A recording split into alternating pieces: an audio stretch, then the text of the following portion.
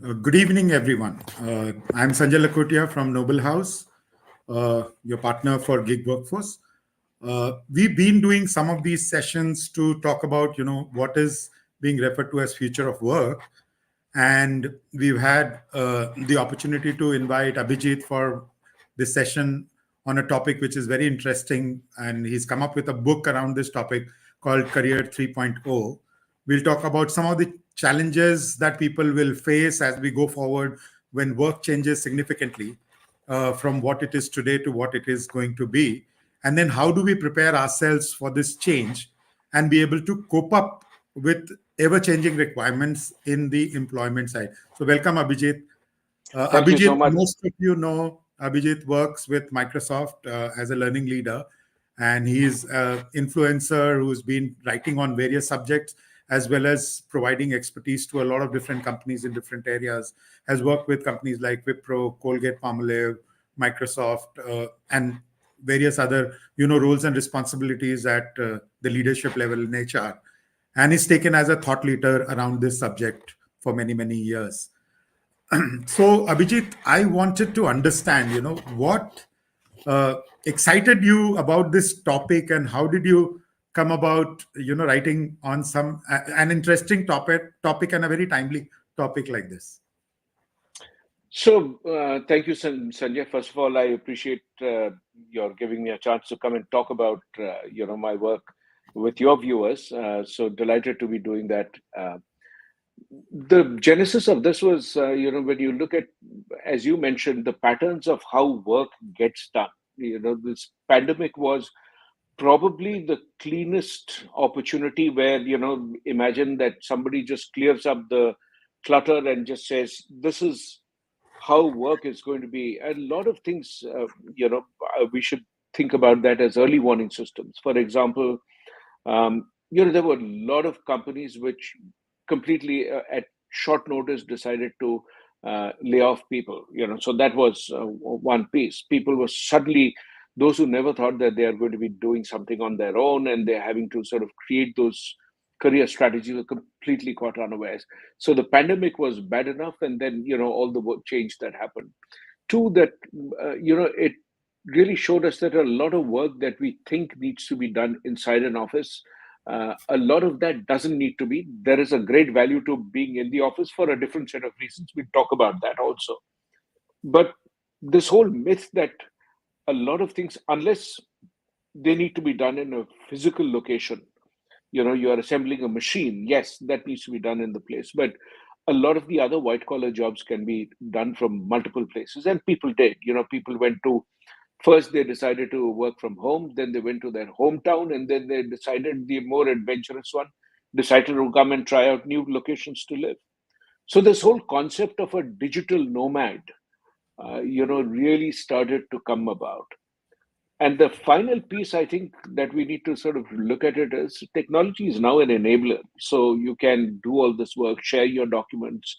The fact that you and I are having this conversation with so many people outside, that is pretty incredible, because, you have a scenario where you are in Gurgaon, I am in Seattle, and we are having this conversation with people in different parts of the world. So this is possible through technology.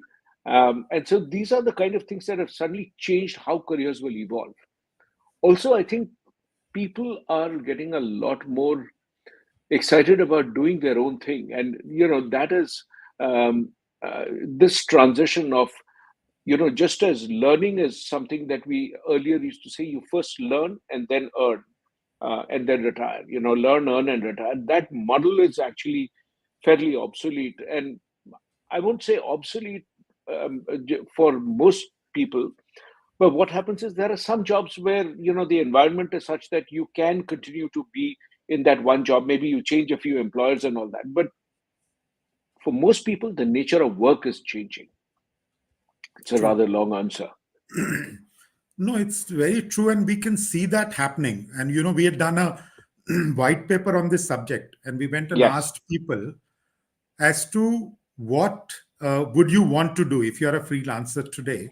Given an option, would you want to remain a freelancer, or would you want to go back to a job in the security of getting your paycheck every month?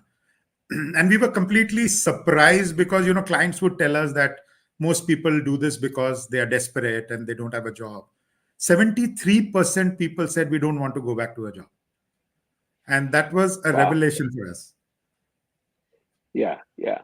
And that I think if you see the data, I mean, that is also obvious. I was just reading the Gallup 2023 data, and it's pretty fascinating to see that 23% people are fully engaged in their work, which what it means is that 77% people are not really enjoying the work that they do. And the skills companies don't invest in upskilling their employees as regularly as they should.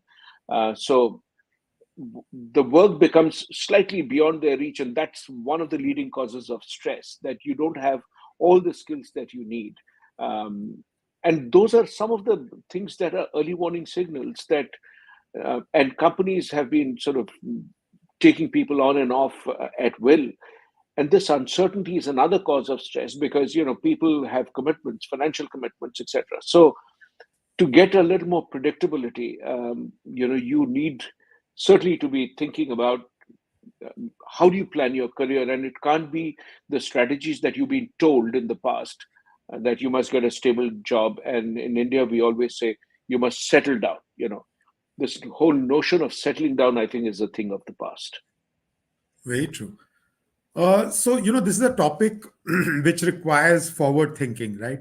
To write on a subject like this, what was the approach that you took to, uncover the challenges as well as, make an opinion about what the future will look like? So, what was the research for this book and how did you approach this subject?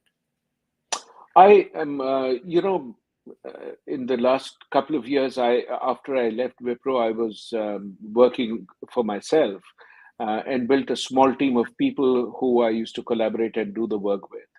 So, in some sense, that was a change. I began to see the changes in the way that I worked. You really start to build a different mindset around what is it that what does career security mean to you, and you realize career security. As an employee, you define it as that paycheck that comes in at the end of the month. Whereas, here when you start looking at being on your own, you really start to think about the value of the personal brand. What are you known for? What is your expertise that people will sort of hire you for? That's one of the big transitions, because a lot of people will sort of say that I was working as the sales manager of so and so firm. But what is it that you can do when people are asking that? It is actually a skill question. So, what are the skills? How do you sort of get that across to the marketplace? So that was the origin of the framework of work, the worker, and the workplace. These are linked, and it's a great way to understand where your career is going to be, because it can either change because work changes, or the skills, which is the worker. The worker changes because the skills change. And three is the workplace. Being on your own is one kind of a workplace. Being employed is another kind of a workplace. Being a contract employee is another workplace. Being a part timer is another workplace. So the nature of how you do things, the skills you need, and where the marketplace where you sell it is really, the formation, the foundation of the book. And then there were lots of people who I was working with to advise them on their career strategies. All of that, some of it has shown up in the book by way of the cases, but that's really been the way of lived experience, my own experience, the work of people, and then you always are reading stuff, and there's a lot of work which has been done, which documents that this is not something which is something that only you and I are experiencing. It's a global phenomenon. So that was really the exciting thing. Wonderful. So, thank you everyone who's joined in. If you have questions, we are going to take questions at the end. So, please put your questions in the comments and we'll pick them up as we go forward. Thanks, Anish, for validating this point. Definitely, a lot of people I know they have taken this plunge and do not want to go back. So thanks for bringing this up and corroborating what we are discussing. Uh, so you picked up case studies, Abhijit, you mentioned, and you've talked about those in your book. One case study which can inspire others, people who are on this call. Which one would you pick and talk about? I mean, each one of them, I think, was very exciting. As I started to look at, all the people who are doing, um, I noticed that pattern that in each of these books, each of these cases which are mentioned in the book, there are people who've done incredible stuff. There is someone like Ritwik who's taught himself architecture and and works in a real estate firm, and he's taught himself enough so that apart from just the signature on the documents, which you need to be qualified as an architect to do that, but he's able to guide people who are qualified people. So that's how you can build your expertise. So that's something. We also had on the launch, of this book, we saw so many people who are actually, these are lived experiences of people who've done so many things in their life. Somebody who's running a vegan cafe and an architect. Somebody who's actually a writer, and somebody who's a coach, and somebody who's doing philosophy and teaching that, and doing music classes online, all kinds of experiences. So the book has so many of them. Somebody who used to be a teacher in a school, the school got shut down. She joined, a firm which was an ed tech firm that wasn't paying enough, and it was fluctuating. And in order to sustain herself, when I started working with her, she started to talk about, that she was an English teacher, and we were sort of looking at how do you rebrand yourself. And I was asking her that, what does English teaching do for the people you teach? Who is really the client base? And she said that there are so many people who want to feel more confident and all of that. And then, so I sort of, we talked about this whole thing of how do you rebrand and convey what you do, which is memorable. And then, she started to rebrand herself as a confidence coach. That you're really not teaching English, but building confidence. So suddenly, when you look at that, it sets you apart. People find it easy to remember that, oh, I'm going to a confidence coach. But more importantly, it changes the trajectory. I mean, and just from in the last couple of months where she's been doing this, it's just been a phenomenal sea change in what she's doing. So there are lots and lots of those examples. So, Abhijit, a lot of people who are coming into the workforce today, freshers, Hmm. people who are educating themselves for the future, how should they plan their careers going forward? It's going to look very different from what their parents have been used to, or some of their friends would have been used to. So, what will be your advice to them around what should they do? How should they plan when they enter the workforce, or people who have just started, in the workforce? How should they plan their career, pace their career, and prepare themselves for this career? Sanjay, I think you raise a fantastic question. The first thing I would sort of say is, don't get guided by the advice that somebody who may have worked in a very different time and space. They might be well-meaning, but their advice is not necessarily something which is valid today. So it's just like. Medicine gets upgraded, something which was considered to be okay, then later you find that it's not okay. So there are those kind of parallels. But the first thing I would say is, decide if you are going to play in a workplace which is ever changing. The rules are not the same. Work last year doesn't look like work next year. So those are some of the good indications to think about. The field is evolving, so the way that you work is going to change, whether it's medicine, whether it's law, whether it is architecture, whether it is just human resources, finance. I cannot think of any one place which is actually not going to change. So really think very hard. The second piece is to really start thinking about building a wide variety of skills. So, if you are starting off in your career, just one of the pieces that people always tell, especially in India, that you pick a stream and then you stick with it. I would say that that's probably something which was relevant in the past, but it's no longer relevant today because of three things. One is we are living longer. We are all going to be lived to be close to 100, which means we are adding 30 years of work to our lives.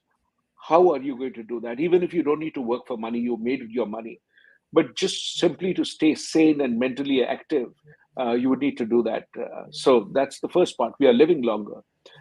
Two, organizations are dying off faster, and sometimes overnight the organizations disappear. And we are seeing some of the biggest names which are disappearing, and new ones are coming up, and all that.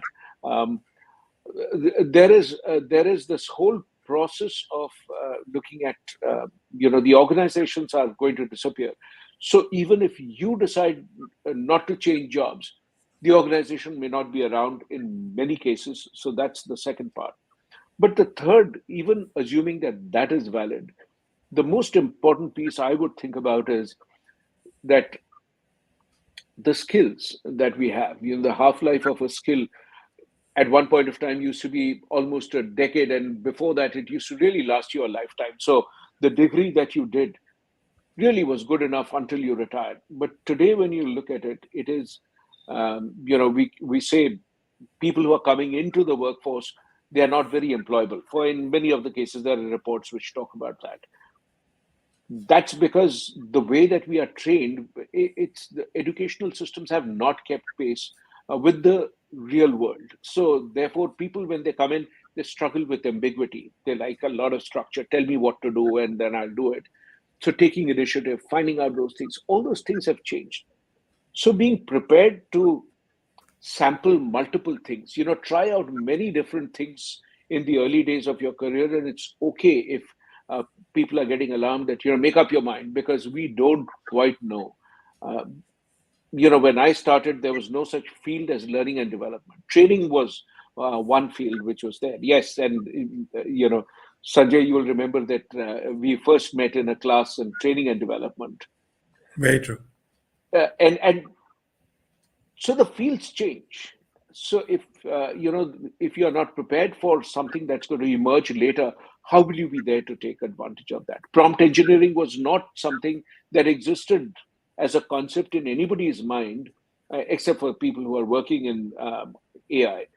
It did exist in the common language until about 12 months back. So there are new jobs which will come in, and many of these things will appear, disappear. So just being prepared to operate in a far more fluid environment. So that, I think, is really the biggest piece. This sounds pretty scary, All these kids who are coming out of their colleges thinking padhai ho gaya, now we will enjoy and work. You're telling them you'll have to continue studying all their life now. Yeah, I was actually, I just did a talk at one of the tech universities, in Texas. I was talking about that. One of the things I was saying is higher education itself will need to be reimagined. We kind of think about it as, there are some vaccinations which you take once in your lifetime and you're done. So it is going to become more like one of those flu shots which you take every year, or something that you take every year, every time you fall ill. It's going to be that kind of a over-the-counter medication that you are doing stuff, which you are minor things. You are picking up the skills by yourself continuously, and you are creating skill combinations which are trying out in different kinds of settings. So that is going to be important. I think Yeah, that's a AK wonderful. has a question there. Yeah, we'll take the questions a little later. Sure. Other people who have questions, please put them up. We'll pick them up after about 10 odd minutes. Uh, I've been teaching at a few of these colleges, and when students ask me, what should we focus on, many of the other conversations we've been having, I've told them, what you should focus on is building your curiosity. Absolutely. That and networking is going to be two skills which will be very important going forward, uh, when you join the workforce, because everything else will change. My daughter, when she went to her engineering college, I told her, uh, whatever you learned during the 4 years, everything will be obsolete by the time you came out, and that's been true. She has joined her workforce, and she was telling me, nothing that I learned in college is applicable in the workplace that I'm at right now. And this must be something that everybody is experiencing, when they are coming out of colleges, at that age. We would have experienced it maybe 4 years, 5 years, 10 years out of the college, but kids are today seeing it immediately Yeah, when they. it's happening much faster. Absolutely correct. Correct. So one of the other challenge that we will face is with people who are mid-career, especially people who've spent 12, 15, 20 years, who have been used to a traditional career mindset, Hmm. and also people who've not learned anything other than, either a specific industry skill or a specific functional skill. And this question comes in a lot in many of the consulting assignments that we are doing, where people are saying, how will I grow? People who have very narrow exposures, they will face a lot of challenge. And how would you advise them to start doing things differently, because they've been used to a particular way of thinking and also a particular way of education, which may not have prepared them for something as radical as what we are experiencing today, right? So what will be your advice, and how the book is also going to guide them to some of these strategies in their life? What is fascinating is that the changes that you're talking about, if you, which is why I said, if you don't sample many different things, chase your curiosity. And I think it's a fantastic a piece of advice you're offering, that be curious about things, not just in your domain, but look far more broadly. And if you do that, you will discover that there are things that can create a lot of opportunities. I'll give you a personal example. I'm somewhere halfway through my career. I thought that this was the time when computers were really becoming sort of very important, and ERP packages were getting implemented in different places. I had absolutely no idea about how that would be done, and I decided to take a cross-functional assignment, and that sort of really changed my perspective about project management. I learned about working in a different culture. I, got a global opportunity because of that. It just, one thing led to another. Just removing that one stop, that I was only limiting myself to being an HR generalist, but just dipping my toe into another function of technology opened up a lifelong love for technology, for one, and then all the options it threw open for me in my career, the skills that I built. Those are kind of things that I think is worth trying all the time, not just in mid career, but to prepare for that. To really say that, how much do I, so I would say, look at multiple sectoral experience. Don't just be limited to, you started working. So in my early days, I worked in a farm equipment company. I worked in a steel manufacturing company. I worked in advertising. I worked in retail. I worked in consumer goods. So I think the opportunity to see how does your function change across different sectors, and then what are the unique elements of each sector that comes up. And so that's one way you build your expertise. And if you change your function more than once, you will discover that it's a great path for, let's say, a general management role. You want to be a CEO. There are studies which talk about the more effective guys have really moved around in different parts of the organization, different countries. So the more you are able to build diversity in what you do. If you can't change your location, change your function. If you can't change your function, then change the company and the sector. So, there are multiple ways to strategize. But I think it's invaluable advice that you've given, that, just really start to stay curious. And one of the things that we'll have to do, I think everybody in the corporate world, is to get out of our comfort zones. And most of us have got used to being in a comfort zones that I'm good at this and let me continue to do this. And that's what needs to be a change that needs to bring about. But also important, being from the HR field, many a times some of the blockers are some of the practices on the human resources side I agree. and the mindset of the leadership. So many of the people in HR, what will be your advice to ensuring that people can get out of their comfort zone, not feel threatened? Because one of the issue also is that there is an element of risk of moving out of your comfort zone. Then how do we enable as HR folks a culture where people don't feel threatened and are able to take some of these risks and be able to come up to the manager and say, I want to try something new or something different? So what will be your advice to specifically HR and also people in leadership positions to enable this? Um, you know, this is probably one of the most significant challenges that organizations will have to address, regardless of how prepared they are. One particular option that I would think of is for people to do, their own job plus a different side gig. And side gig can be of multiple things.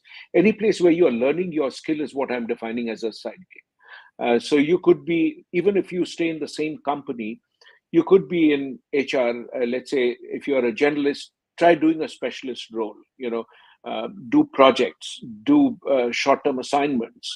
Try doing a stint in a different uh, within the country, maybe a different plant, maybe another country if the company makes that possible. So when you do that, you sort of train your muscle to really begin to understand different kinds of cultures. How does the same thing change in a different cultural environment? So you sort of build that. One. The second piece is to really actively say that, if possible, take up opportunities to help out people. And if you can't do it formally, that your company doesn't allow you to do a side gig, then in which case I would say start to offer to help out your friends who are in another part of the organization, maybe another function preferably. So begin to understand that, how do you do something like this, beginning to understand the supply chain. If you're in HR, how does the supply chain work, really getting down into the weeds on that. Beginning to understand, how do you look at finance? That's a really great exposure. I didn't really, unfortunately, build my muscle on that for a very long time, until I really had to do it, because as an entrepreneur, the first thing you really begin to understand is cash flow. So, so how do you sort of build that before you are really required to? So I think that's my big piece of advice. That don't wait for the organization to start doing it. Take your courses online. There are millions of courses which are free and online. So um, those are things that we can always do. And Uh, you brought up an interesting thing on the learning side of it. Everybody talks about taking charge of your learning. Many a times, when we are addressing any audience, one question comes up. And to me, it comes up in the context of should we train the gig for workforce that works in our organization? That's how it comes up. But, when we look at some of these self learning opportunities that are available today, if you go to any organization, and ask them a question around adoption or utilization of the online resources that have been available, you'll be ashamed of the yeah, percentage that emerges, right? yeah, And yeah. and how do we then work at making this better? We are giving the opportunities, it's available to you, yet not being utilized. So what's going wrong here then? First thing, the moment you think about it, we are born curious. I mean, if today I asked you, I'm getting this problem on my phone, how do I change the setting on this? You will, even if you don't know, you will look it up on YouTube, and you sort of do that, and you will tell me, or I will do something like that. You want to cook a new recipe, you'll try it out. You'll ask somebody, or you'll do that. So if people are naturally curious, what really changes? I think a couple of things. One, very quickly, when you make learning compulsory, and you kind of everything you before you started learning, Companies get obsessed about looking at ROI. You run a workshop, immediately the next morning somebody's going to ask you, what's the ROI on the workshop? It is such a silly question, because learning, trying it out, coming back, learning, this is an ongoing process. So the ROI is, don't look at learning with the same mindset that you do with a physical asset. So that's the first part of it. And people fall for that all the time. So therefore, they are scared of signing up. Two, making learning mandatory is another guaranteed way to build hatred in the minds of people about learning. So they associate learning with force, authority, that something I have to do. People threaten you that if you don't do it, you will not get promoted. There are terrible ways to get people excited. There's a very interesting study which I wrote about, I think, a couple of weeks back, that children love playing with those little markers and drawing and all that. And in the experiment, they were told that, well, we are going to give you sheets of paper, and you have to use these markers. It's compulsory, and you will be punished if you don't do this. Within 5 minutes, children say, no, no, we don't like using markers at all. And the things which they are naturally drawn to and they love, they want to stop doing it, because that's just the worst way in which making learning mandatory. Doing that is just archaic methods. This is the industrial mindset at work, where you have the same rote learning which is happening in organizations. It's no different. So I'm not surprised that people hate that whole process. The adoption is poor. Look at what they do outside. Human beings, you will see that all of us, chances are that you are using way more number of apps on your phone than what you do inside an organization, the 3 or 4 or 5 things that you do. It's because people are curious. They will try out something. And yes, there are restrictions inside an organization. I understand that. But for curiosity and building your own career, you just have to take charge of doing it yourself. So one of the ways in the book I talk about is become part of different ecosystems. I'll give you a good example of this. There's somebody who I used to work with when I was running my own thing. And she said, my son is interested in music. So, one of my friends is a music director. Why don't you ask him to take him as an apprentice? And I said, that what kind of music are you interested in? So her son tells me that, I'm not sure. I said, do you want to play an instrument? Do you want to sing? Do you want to compose? Do you want to write lyrics? Do you want to be the sound engineer? Do you want to be the person who's doing the marketing of the songs? Do you want to be the person who's doing research on the songs? So which part of it? The person says, I don't know. I didn't realize there are so many things to being a musician.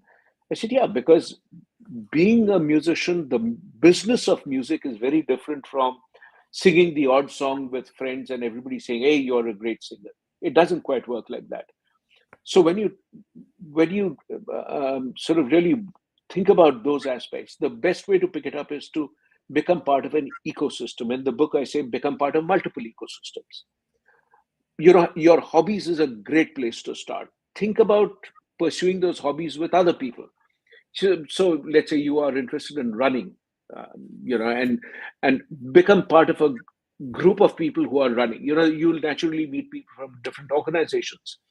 It really widens the aperture of your mind, which says that, okay, this is what's happening in that company. So there are people who are in different groups. You'll find they are always the most clued on. They'll say, oh yeah, in that company, this is what happened. You'll come across those people who are naturally curious, who have lots of friends who are doing that. So curiosity, not just in the skills, but also in the relationships. Being friends with people across ages, across sectors. The more diverse your list of friends is, the easier it is for you to switch ecosystems and learn from. Oh, that's wonderful. And, it's important for us to see many of these changes coming in. One of the example that comes to my mind is, you've talked about so many aspects of just, working in music. Uh, somebody's son wanted to become a what they call the celebrity manager, Hmm. and he mentioned that in his family, Hmm. and the parents called me up and said, our son has gone mad. Yeah, He's wanting to do something we don't understand. Can you please guide him and advise him so that he has a proper career? And the parents didn't have any exposure to a complete area of career, which is very rewarding, very promising today. yeah, Imagine in olden times, something like this would have got killed as an idea very early, right? In my family, it would have got killed if I told them I want to do something like this. I would have been thrown out of the house, probably. But today, there yeah. are so many more opportunities for us to also make career in things that we would never have imagined that we can make career in. Absolutely. Think about it, and this word gets misused a lot. I mean, this whole thing of making money as an influencer. Who would have thought that that is also a thing to do? But if somebody says, "I want to be an influencer," it's not a career where you apply for that job and you get it. Think about that. You really work your way through building your skills, figuring out what you want to do, and then sort of, as people start to find value, they follow you, and then you find ways to monetize that. So it's a very long drawn process. It's almost like you go through your own education. You apply for something, and then you get accepted, um, and for a long time you have to keep doing it, and which is one of the things that trying out, trying to teach people what you know online is another fantastic skill. The reason is, you first have to know it well enough to be able to teach. So it automatically builds your expertise. But when you teach others, you're very helpful. It builds your brand and you build a community. And this kind of a process is the way to navigate your career rather than, here is a job, I will apply for the job. If I get rejected, then I think that it's a terrible company. I hate that. This is just such an archaic way to do it. There are new ways of working which are coming up, new skills which are required. I mean, just imagine if 3 years, 4 years back, somebody would have come to you and said, "My kid wants to do prompt engineering." He says there's something in artificial intelligence called prompt engineering. I've heard of civil engineering, mechanical engineering. Yes, I'm happy to support that. What is prompt engineering? The parent would have said that exactly what your friend told you, that my kid is completely lost. So there are new things which are there.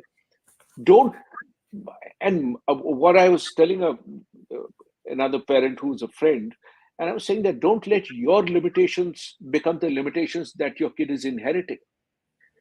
So those are, the biases that, oh, there is no such thing, or, like this guy's daughter wants to be in intellectual property management, so uh, as a lawyer. And yet, so I was sort of saying that you want to do it in a firm, as a lawyer's firm, or do you want to be employed in the corporate world handling that for that one company? So this person says, oh, you mean you have these kind of jobs inside the company? And the answer is yes. I mean, it's strange how in every company there are these tiny little jobs which come up which you never associate with the company. For example, when you have the smart speakers like Alexa and the Google Home and all that.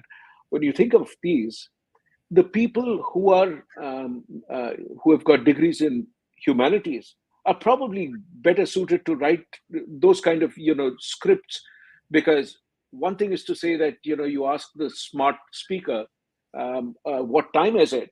Let's say you get up early in the morning and you want to know what's the time. One thing is to say the time is 5 o'clock in the morning. The other is to say, well, somebody is up early today, it's 5 o'clock. Which of these two prompts the machine is going to say is not decided by the machine. Somebody writes it out. So those are the kind of ways in which people make technology adoption possible. But a humanities person will rarely think of such a job in a tech heavy field, but they are highly in demand. So, so there are so many things which are changing about the world and assumptions. So it's really good to follow your curiosity. So I love that advice that you gave. And I wish you had given me this advice at early stage in my career. I know Anish also has shared on the comments, about his child and how at 17 years is teaching language to people, across boundaries. Yeah, It's an interesting example that he shared. The person is just a 12th pass and is teaching language to people in other yeah, countries. It's quite enterprising, and they've already started. The new lot which is coming in is thinking way beyond what some of us who have been brought up in a totally. traditional mindset are even thinking about. So I know my Yeah. daughter, my niece, they have done this while they were studying themselves, and they've gone into these online portals and teaching students. It's amazing to see the spirit with which they work on some of these areas. So thanks, Anish, for sharing that Uh, example. look at someone like Khan sir, is one of the, people. You were asking me about one case study. I would sort of really, think about Khan sir as probably the most impactful, example that I'm thinking of. I mean, he started teaching people who can't afford to pay anything. These are people whose parents barely, these are in the most underserved communities. And he's putting them to think big. People are, writing civil services and clearing those exams. He has an amazing ability to simplify and is running a huge, huge, huge group of people who he teaches online. It's free. And there are others who are joining in person. So this conventional wisdom that, well, if you share everything that you know for free, why would somebody come and pay you for it? It's just such archaic mindset. People will, there are people who will take it free because that's when they can sort of learn it by themselves. And there's a large enough base of people who will pay and come to learn the same thing in person because people have different learning styles. So I think there are so many examples, and the book is actually full of many such examples. I just thought of the other one. Sorry, I answered a question a little later, but I thought that's a great example of somebody who's done this. True. And, you have written about some skills, I think 6 skills that people will need to work upon in your book. Will you walk us through those 6 skills? Yeah, sure. I think I just sort of do it pretty quickly. One is the first thing is how do you sort of learn and teach? How do you learn something which you have not been formally taught before? How do you learn that? That's your first one. The second one is if you learn it, how do you teach it online and build a community? The third is how do you build a community and become part of multiple ecosystems? And so that broadens your perspective. Fourth is how do you build your personal brand? And the fifth one is how do you become a better storyteller? This is probably one of the biggest skills that is going to be required going forward. And the final one is have the mindset of like a VC. So a VC will invest in five, six, seven different projects. One of them will be a hit and return money, four may fail. But that one success actually helps you to fund 10 more projects next time, out of which maybe seven will fail and three of them will take off. Those three will help you to fund, 50 projects next time. So that's how you scale up. So these are the 6 skills which are there. And I think all of them are required, even if you're employed. It's an important piece to sort of keep in mind. Very true. So Achyut had a question. Others, if you have questions, please put them up so that we can take them up. We have 15 minutes to go, so we can ask those questions. So Achyut had a question or a concern where he wants to know, we need money to survive, right? And how do I, or when is a good time for an early career person to make that pivot? So when do I decide that, I should do this or go on my own? What's the right time to take that decision? Actually, I would reverse the question and say that people are naturally born curious to do multiple things. I mean, if you ask the children, Uh, they'll one day. I remember my son when he was growing up.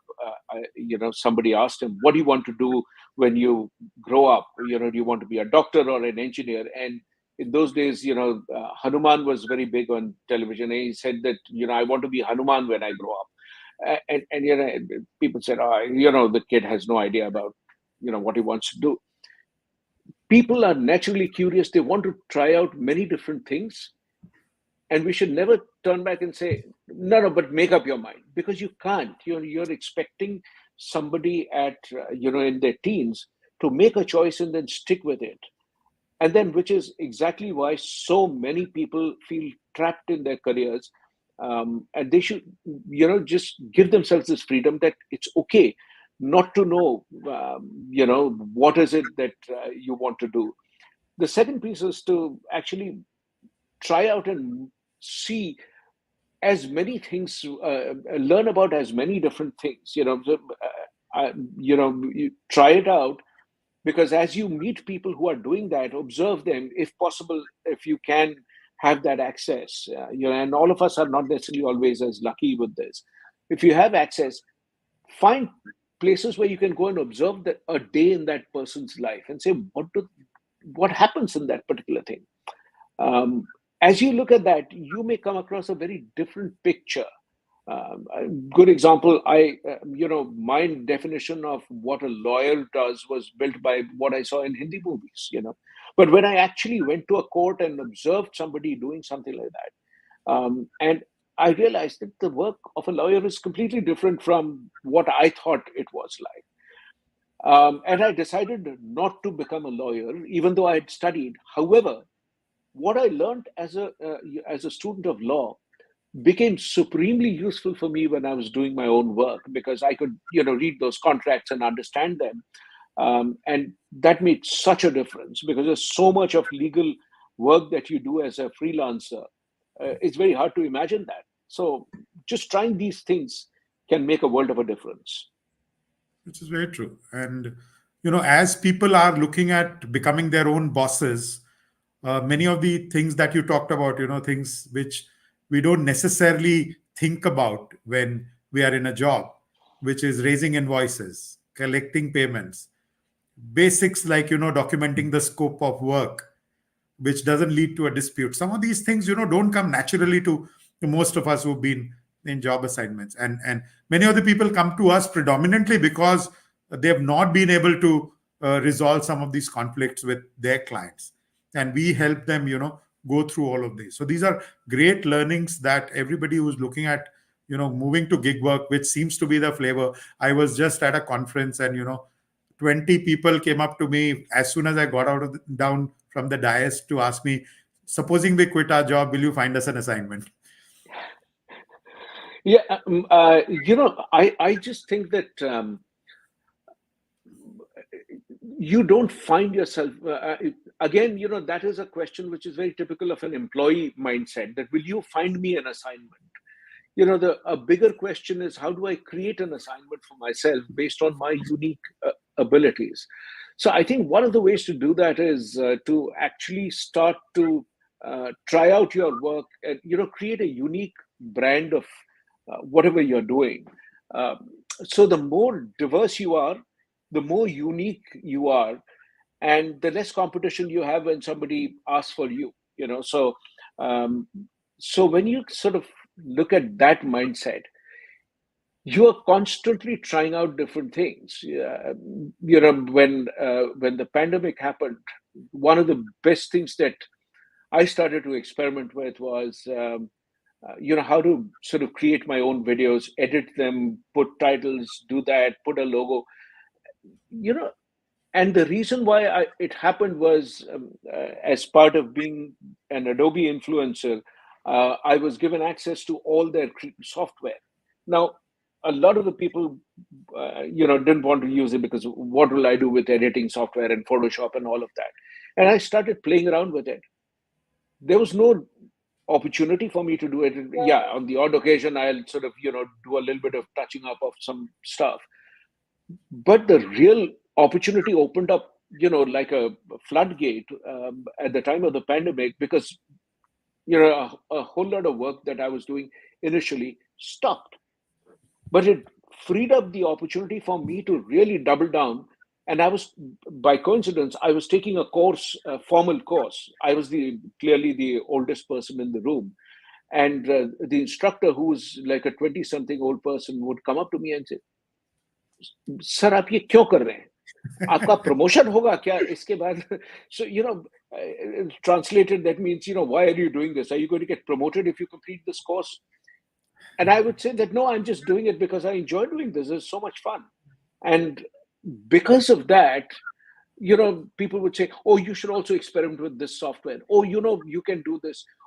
I saw my brother trying this out." And, so as you operate, for me, as long as I was, because, if I wouldn't go and learn with the people who are 17, 18, 20-year old, sit in that class, and a whole lot of them would automatically assume I'm either the owner of that particular learning center, or I'm the professor who's evaluating everyone. And, and it took them a long time to say, "So you're really, really a student?" So that was really fascinating for me to say that. How do we assume that somebody who's doing this either does it because you're going to get promoted or because there's a compulsion?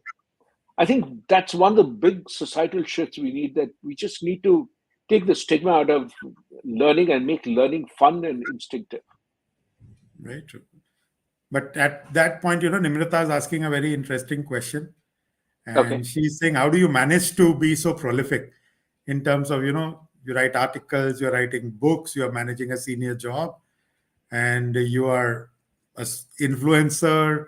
How do you manage to do all of this? I think she's also answered it probably in the last part. What is the secret to your curiosity and time management? Well, thanks, Nibrata. So I just think that, a lot of people give up their hobbies, when they start work. I continue to find ways to incorporate my work or my hobbies in my work. For example, when I started my career, I used to work at Aisher, and one of the first things I did was, there was a house magazine, and I started to, I offered to draw for the house magazine, because then it legitimized my drawing, and I would do cartoons, and I would do little sort of illustrations and all that. And suddenly it sort of helped me integrate much better with the company that I had just joined as a fresher out of college.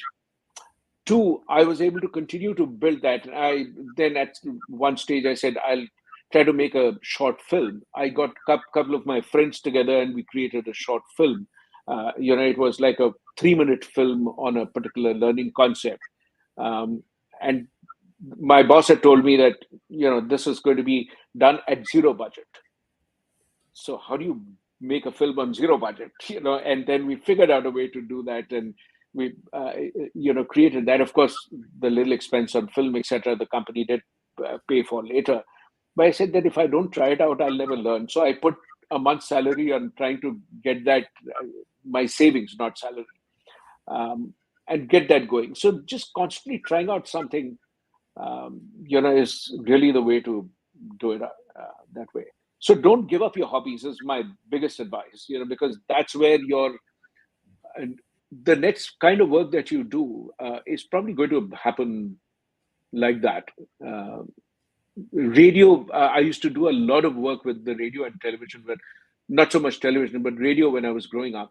When podcasts happened as a format, it was the most natural transition for me to move from radio to television to podcasts, because it seemed to be the same thing. I used to draw a little, then I thought, okay, I'm going to try cartoons. Suddenly I discovered that I enjoyed doing that a lot more. So then, I would do the cartoons. So in the book, all those cartoons that you see are all, because it is impossible for me to give it to an illustrator and expect them to draw it the way I would have done it. So the easiest thing was, my editor finally gave up and said, "Look, why don't you do them? Because that's much easier for us." So, I think you will find opportunities if you keep sharpening the skills on a constant basis. True. And I think one of the thing which is also important for us is to declutter our own lives. Many organizations today have started experimenting with this 4-day week, right? And many of them have said that they have not seen a drop in productivity. The output continues to be the same. People are experimenting with it, even though people are working just 4 days instead of five, freeing up one full day, which would otherwise have been spent in an organization. So, all of us are probably doing a whole lot of work that doesn't require to be done. We are not questioning some of it. We continue to do meetings still, which don't make any sense. Oh, We continue to get messages and emails which have no relevance to anything that we do, and we are just spending time deleting those messages, or telling people to take off those mailing lists. So there are enough opportunities for us to clean up our life and be able to find time to do something interesting and productive. if you look around, a lot of the people have been doing it. I mean, this is not a radically new concept that I'm talking about. I mean, you look at someone like Devdutt Patnaik. Devdutt was, he's a trained doctor. He was working in a pharma company, writing medical reports and stuff like that, and then followed his curiosity, did a course, and very short course in Mumbai University, and has become far better known. If you think of Devdutt Patnaik, do you think of him as a medical doctor? Do you think of him as a person who used to write medical pamphlets? Or do you think of him as a mythologist and somebody who is such an amazing storyteller? So I think your identity must evolve, otherwise your identity is defined by the business card that you own. And that is such a risky thing. Today, it's far more risky to be employed by an organization than to be a freelancer, because you are in control of your own destiny. It's just, I'm a absolutely super big fan of doing your own thing. And I think that transition is much harder. I've done both. I've sort of moved from being a freelancer to, being an employee to being a freelancer and running my own little tiny firm. And then sort of quitting that to, take up a job, and do that. I think it is way tougher to go back from being a freelancer to a job. It's just substantially tougher. I always grew up thinking, my God, how will I be a freelancer? I don't think I'm cut out for that. And growing up, everybody tells you, oh, bongs can never be entrepreneurs. Bongs are not designed to be. So you grow up thinking that this is not for me. And then I thought that, okay, I'm going to challenge this conventional wisdom and see if I can make it work. So absolutely don't ever give up on your dreams, because your hobbies are a good indication of your dreams and capabilities. They will turn into your skills, and try it out. Oh, that's wonderful. So, Abhijit, thank you very much. Everyone who's on this session, please go and pick up this book, Career 3.0. It's got great insights into this topic, which is very close to my heart personally, because I do a lot of work around this future of work subject. I found it really interesting and inspiring. Both, for many people, it'll be an inspiration. Would love to hear your thoughts in different opportunities that we get. Thank you, everyone, for participating in the discussion, putting your thoughts and examples into the comments to enrich some of the learnings for us. We look forward to seeing you again. Thanks, Abhijit, and all the best. Just before we go, where can we pick up this book, if you can just mention for the people? So so the book in India is very easily available. It's on Amazon. You can sort of buy that, and it's there in all the bookstores. So Penguin has done a fabulous job of distributing it across, so you can do that. If you're outside of India, then it's available only on Amazon. The print version is not yet available. It will be available after a couple of weeks. So that's there. But in the meanwhile, I have a LinkedIn newsletter where I do write that. So if you follow me and subscribe to that newsletter, I keep talking about what I'm reading and what I've learned about all these things. That's another place, and You can always contact me with a specific question. My email is Abhijit Bhaduri at live.com. That's my first name, last name together at live.com, live.com. So uh, thank you. Sanjay, I'm deeply grateful to Noble House for doing this. Appreciate your giving me this platform. I've Thank you always very been a much. fan of the work that you do, and I always maintained that you are, the front runners in where the world is going to be. And this is the time. So this is really the time when Noble House is going to flourish, because this is where you'll see way more number of people taking up the side gig. Thank you very much. And I look forward to meeting you in the new year when you are coming to Delhi for your book launch. So look Yeah. forward to having you with us. Yes, I'm going to be there from 9th of January onwards. I'll be in Delhi and Mumbai and Ahmedabad and various places. So hope to catch you there if you're online. Look forward to that. So thanks everyone, as we call it a night here and a day for Abhijit. Have Yeah. a great time and very happy New Year in advance if you don't speak before that. Thank you, everyone. Happy New Year to you too. Take care. Bye bye. Bye.